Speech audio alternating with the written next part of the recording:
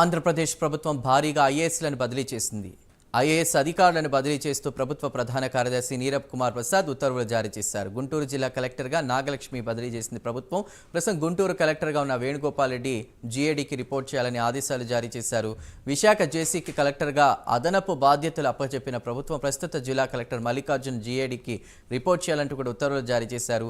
ఏలూరు జిల్లా కలెక్టర్గా కె వెట్రిసెల్వి బదిలీ అయ్యారు. అల్లూరి జిల్లా కలెక్టర్ విజయ సునీత బదిలీ అవ్వగా ఆ స్థానంలో దినేష్ కుమార్ నియామకం అయ్యారు.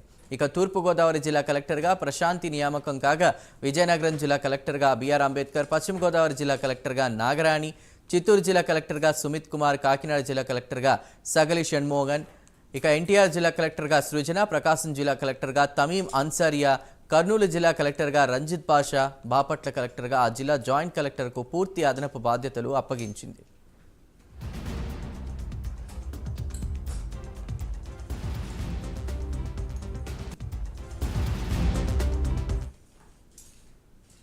ఏపీలో వైసీపీ